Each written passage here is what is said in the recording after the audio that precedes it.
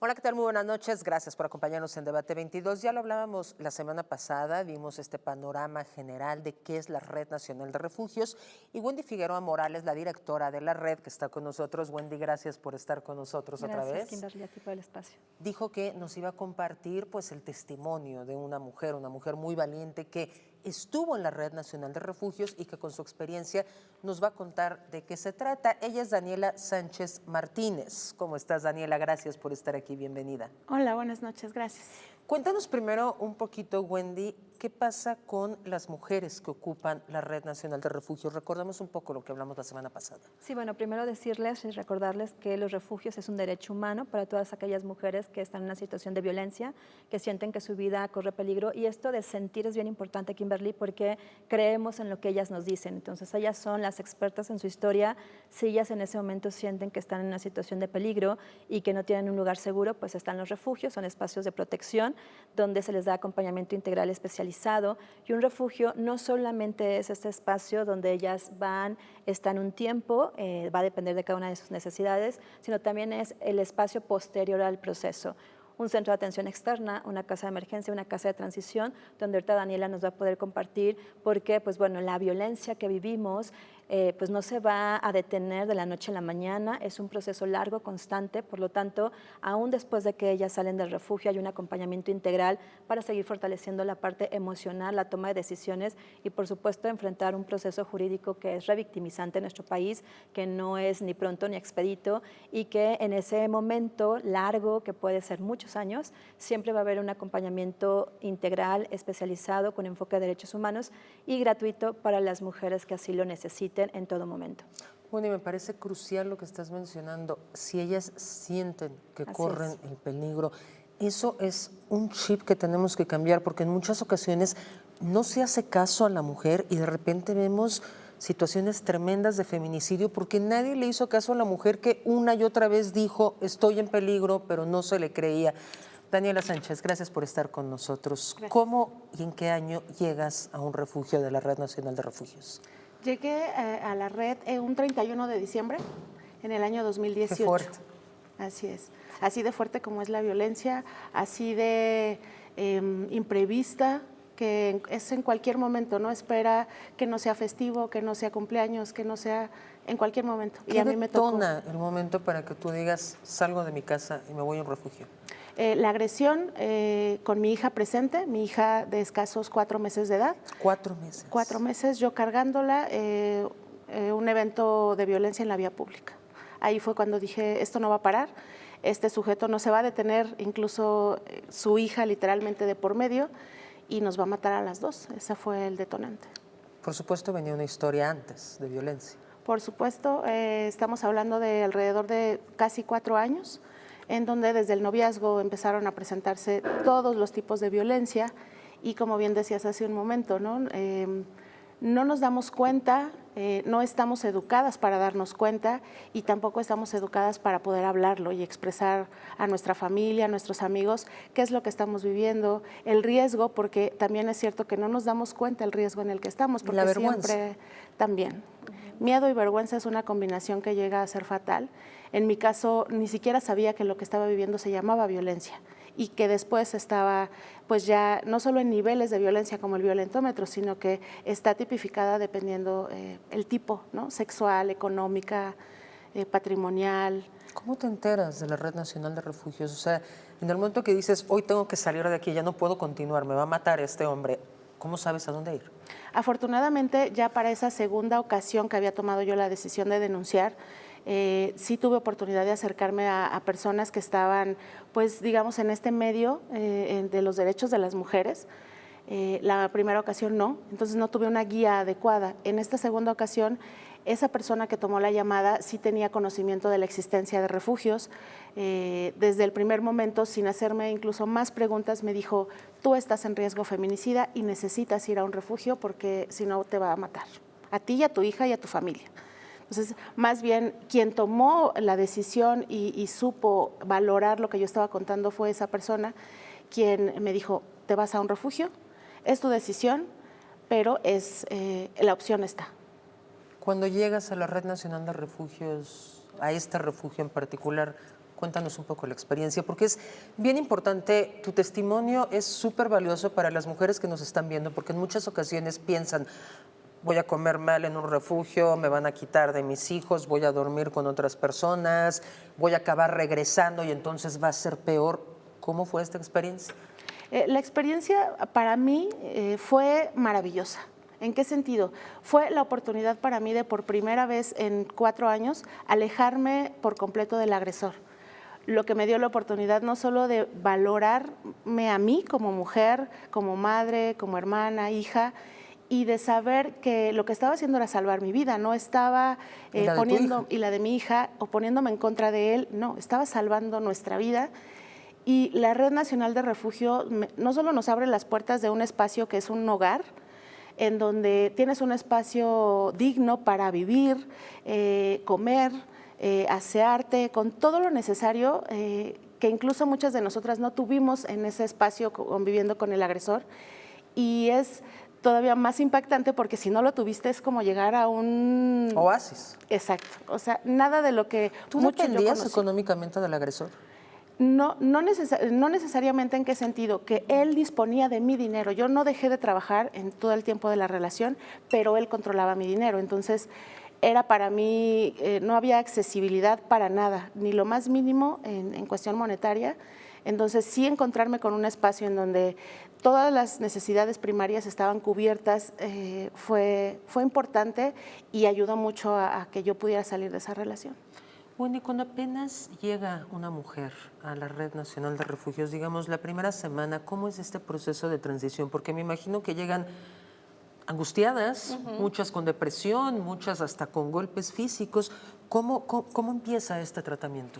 Es un proceso de adaptación. De hecho, los primeros días entendemos y validamos sus emociones, sus sentires. Muchas de ellas pueden decirnos en estos días, me quiero ir, creo que no fue la mejor decisión. Nosotras validamos sus emociones, trabajamos obviamente a través de una mirada feminista, de este acompañamiento, donde a través de las otras hay sesiones grupales. Entonces, entre las otras compañeras se platican, se comparten la experiencia, pueden identificar esos momentos en donde también sintieron que a lo mejor no fue lo correcto porque ya sabes cómo voy a dejar a mis hijos, a mis hijas sin padre, y ahí se empiezan a romper estos mitos de, bueno, es que tú no le estás dejando a tus hijos e hijas sin padre, realmente es una situación de bienestar para ellos y ellas y para ti misma, y él tiene que hacerse responsable, se acompaña desde un proceso integral y es muy importante la información, como bien nos dice Daniela, la información te da poder. Cuando hay estos grupos de encuentro entre ellas y se informan experiencias, se comparten los sentires, pues ellas van diciendo, fue la mejor decisión. Tan importante que son estas Encontrarse terapias entre grupales, mujeres. ¿no? Y hay que Exacto. recordar que todos los de Alcohólicos Anónimos y todos sus derivados se basan en eso, ¿no? En el testimonio de otros. En el testimonio de los otros, de las otras, y además de vivirlo, como bien dice Daniela, pues es un primer lugar donde por primera vez después de muchos años, ellas duermen tranquilas, sin miedo, donde ven a sus hijos e hijas haciendo cosas que antes no hacían, sonriendo, donde no tienen que pedir permiso para hacer algo, donde ellas pueden decirnos, no me gusta la comida, no tengo ganas, estoy cansada, y entendemos que es un proceso. Y eso es bien importante porque reconocer el derecho que tenemos las mujeres de descansar, de no querer hacer nada, de estar tristes, es algo que tú sabes que nos coartan porque tenemos que estar siempre fuertes y siempre pendientes. Y que no te digan que es tu culpa. Porque claro, eso también pasa totalmente. mucho en este país de, pues tú lo escogiste, si ya sabías que era así desde novios, ¿para qué tuviste una hija con él o un hijo? ¿Cómo enfrentaste ese proceso? Y durante este tiempo en la Red Nacional de Refugios, ¿estabas en contacto con tu familia? ¿Cómo lo enfrenté? Pues tengo que decir que es evidentemente doloroso.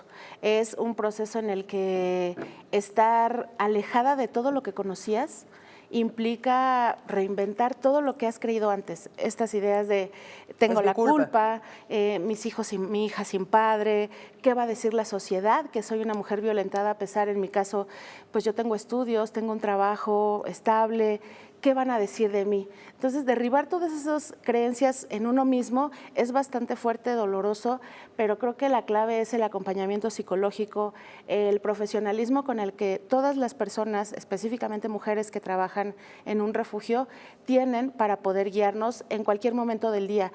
La persona que está en la cocina, para ayudarnos en las cuestiones de la comida, la enfermera, la trabajadora social, o sea, cada una desde su profesión siempre tiene algo adecuado que decirnos, ¿no? La psicóloga, evidentemente, que es valiosísimo, la abogada, ¿no? Que yo ni siquiera sabía que era un delito lo que estaba viviendo, solo sabía y entendía. Tantas otras mujeres que no lo saben, ¿no? Que creen que Sí, así es. Fin. Solo sabía que mi cuerpo me dolía, ¿no? Que había malestar, pero no sabía ponerle nombre.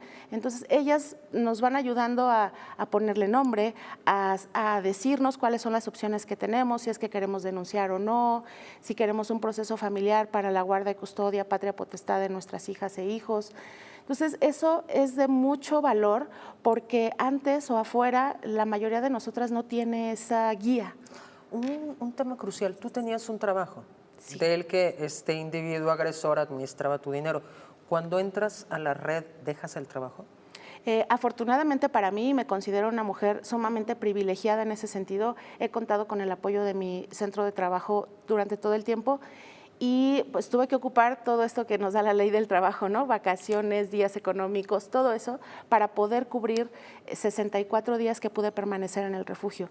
Esos días, hoy puedo decir, después de 6 años, que me cambiaron la vida. Me enseñaron lo que sé ahora sobre la violencia, me dieron el impulso para seguir un proceso penal y familiar, para que hoy este sujeto esté sentenciado y en prisión por el delito de violencia familiar, cosa que también es muy poco común. Daniela, vamos. Es un gran logro y por eso quiero hacer una pausa para que tengamos más tiempo de hablar de esto porque es bien importante, pero también es muy motivante para muchas mujeres que nos están viendo que no tienen ya esta fe en la justicia. Vamos a hacer una pausa y volvemos.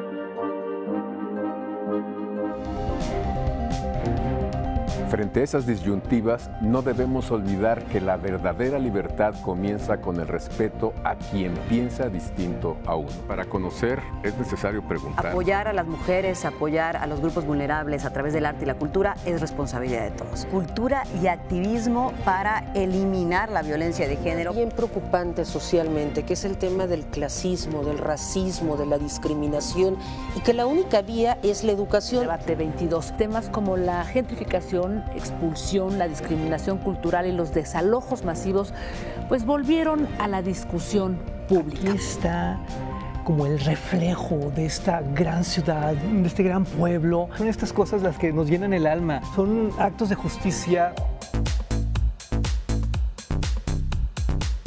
Por si las moscas, vamos a hablar del Festival Internacional por la Diversidad Sexual que este año cumple su edición número 36, 15 años del Museo Universitario de Arte Contemporáneo y me acompaña para eso su directora Amanda de la Garza. Vamos a hablar del más reciente libro del escritor Juan Villoro, me refiero a La figura del mundo.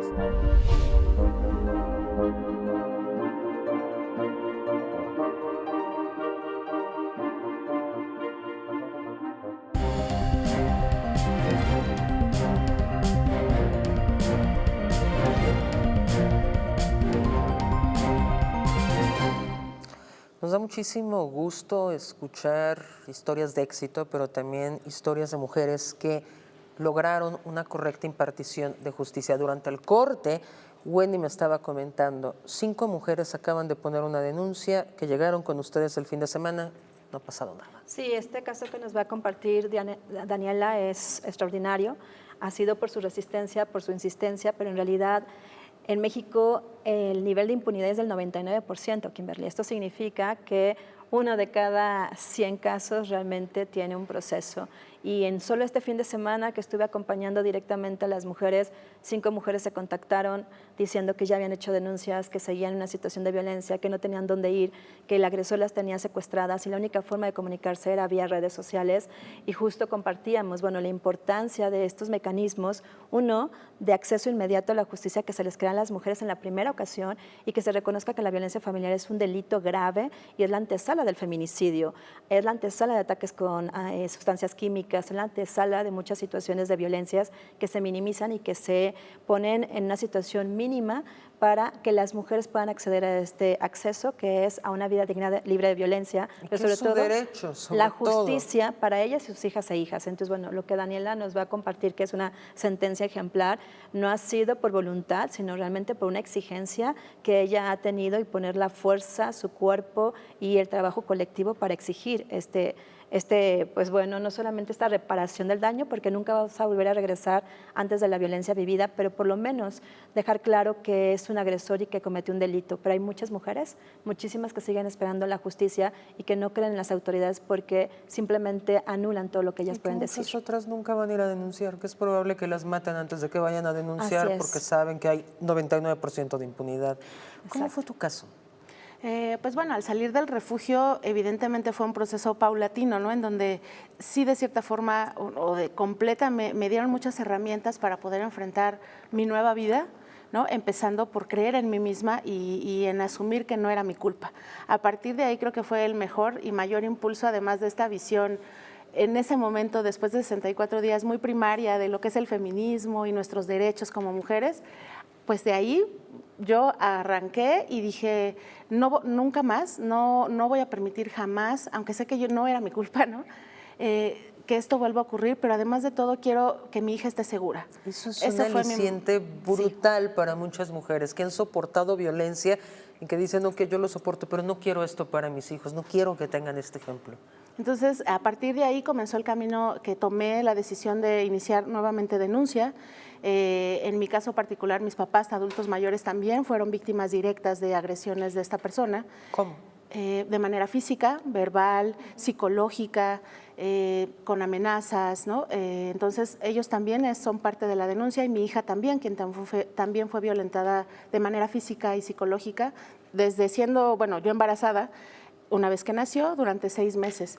Entonces interpuse todas estas denuncias, el agresor por su parte con esta modus operandi que últimamente afortunadamente sale a la luz de muchos agresores, el hecho de iniciar carpetas falsas con declaraciones absolutamente absurdas respecto de mí, y pues se logró con el acompañamiento de la Red Nacional y pues con más abogados, actualmente con el acompañamiento jurídico del Instituto Mexicano de Derechos Humanos y Democracia, que en un primer momento tuve que yo llegar a 5 denuncias contra esta persona y paulatinamente se fueron judicializando y pues el proceso hasta culminar con sentencias. ¿Cuánto tiempo te llevó todo el proceso? 6 años. 6 años, 3 juicios orales y donde afortunadamente también hubo otra persona, otra mujer, expareja de él, que también lo denunció, también llevó un proceso y también está sentenciado por ella. Y está en prisión. Y está en prisión y lo estará por 45 años en todas estas sentencias sumadas. A mí lo que me ha tocado ahora hacer es justo hacerle entender a las autoridades y a la sociedad en general que dejemos de pensar que la violencia familiar es un delito menor, como dice el Código Penal, que las consecuencias que deja en nuestros cuerpos son insuperables, innumerables e incuantificables. Ahora imaginemos con un niño. Así es. ¿Qué pasa con la guardia y custodia de tu hija? Desde el momento que sales del refugio, comienza este proceso judicial. En ese entonces, digamos que tenía derechos legales sobre la paternidad de tu hija. ¿Qué pasa ahí? Ahí también es un gran problema que ocurre en materia judicial, en el sentido en el que se sigue pensando, los jueces, magistrados, que cuando las mujeres somos víctimas de algún tipo de violencia y tenemos hijas e hijos y el generador es el padre, las únicas víctimas somos nosotras y nuestros hijos e hijas no. Cuando psicólogos, psiquiatras y especialistas en violencia, antropólogos, sostienen que no es así, que incluso al no ser directos receptores de un golpe, vamos a llamarlo así, sí son víctimas, y no solo indirectas, como dice la ley de víctimas, son víctimas directas y va a haber un daño psicológico, emocional o físico irreversible. Entonces, en el tema familiar para mí fue complicado justo que el juez tomara en cuenta todos estos conceptos y nos protegiera, también como marca la ley.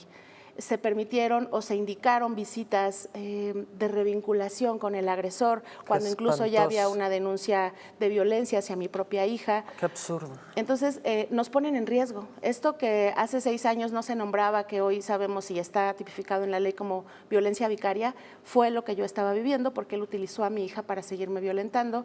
Incluso fue motivo de mi última denuncia, porque al ponernos en el mismo espacio para que mi hija ejerciera su derecho de convivencia con su padre, trató de atropellarnos. Fue hasta entonces que un mes después entró a prisión preventiva y de alguna forma... ¿Este tipo tiene un problema mental, adicto? No, ¿Qué es abogado penalista. Que eso es bien importante, ¿Qué? Kimberly. Sí, porque se piensa Porque cuando que los oyes este agresores, perfil, yo pensaba que estamos hablando de un alcohólico, alguien con un trastorno límite de personalidad. que los agresores no son enfermos mentales, ¿no? Y eso es bien importante decir. Los agresores son hijos sanos del patriarcado, que saben que la impunidad está ahí, que piensan que las mujeres y sus hijos e hijas les pertenecen y que hacen lo que hacen porque las autoridades justo no lo ven como un delito grave, porque se sigue naturalizando en el nombre del amor romántico, y es importantísimo dejar claro que, bueno, son hombres comunes y corrientes que no han aprendido precisamente a respetar la vida de los otros y de las Que otras. en muchas ocasiones socialmente son encantadores, ¿no? Claro, Porque eso también que tienen pasa la toda una descalificación a la mujer de, ay, pero ¿cómo? Si yo lo he visto en las reuniones y es un encanto el tipo, claro, no es lo mismo lo que se vive Así es. dentro de la casa. Wendy, un punto bien importante, ¿ustedes les dan este acompañamiento jurídico, asesoría legal? ¿Con quién? Porque muchas mujeres no tienen los recursos o no tienen la fortuna como tú de tener el apoyo de la familia. ¿Qué pasa con estas mujeres? Sí, lo primero es que justamente ellas deciden si quieren iniciar o no un proceso jurídico. Hay muchas mujeres que no lo quieren hacer y es muy respetable. Quienes deciden hacerlo, pues bueno, damos este acompañamiento jurídico, pero siempre de la mano con otras organizaciones feministas para poder hacer un trabajo profundo, porque sabemos también que, bueno, en solitario no podemos lograr muchas cosas. Entonces, justo hacer una red nacional, tenemos acciones con otras organizaciones que acompañamos jurídicamente a las mujeres. Buscamos que obviamente sea, y digo buscamos, hay que decirlo muy claramente, que sea sin ningún costo, pero el mismo proceso te cobra las actas, te cobra la búsqueda. Es decir, en México el sistema de justicia tampoco es accesible para las mujeres, ¿no? Y menos en una situación de vulneración como es la violencia machista. Entonces, ¿de dónde salen estos recursos? Cuando te llega una mujer con 3 hijos a la red nacional y te dice no tengo nada, y esto hay que pagar hasta las fotocopias. ¿Cómo lo hacemos? Se suman acciones. Muchas veces desde las propias mujeres que tienen ya un trabajo, suman para pagar sus procesos. En muchas otras la organización cubre el proceso como tal a través de alianzas internacionales, de iniciativa privada.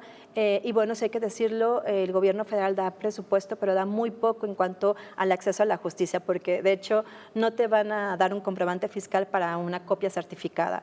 Y en gobierno federal tenemos todo que tener obviamente justificado y con evidencia fiscal. En ese sentido hay mucho recurso que no es cubierto con el gobierno federal, sino más bien con iniciativa privada y con la suma de donaciones y, bueno, obviamente con un trabajo de las compañeras feministas abogadas que pueden sumar esta acción, pero en realidad falta muchísimo, y es aquí algo muy claro que las mujeres víctimas de violencia tienen que tener, pues bueno, la garantía del ejercicio de su ciudadanía. No tenemos y ellas no tienen acceso a recursos para esta restitución de derechos, insisto, para una terapia psicológica, para sus traslados, para los procesos jurídicos. Daniela, te puedo decir, ha tenido más de 5,000 acciones jurídicas, que eso implica tiempo, que ella tuvo fe, la gran paciencia. posibilidad de que en su trabajo la acuerparan, pero en muchas otras empresas no es así. Y eso también es una gran deuda que se tiene en nuestro país.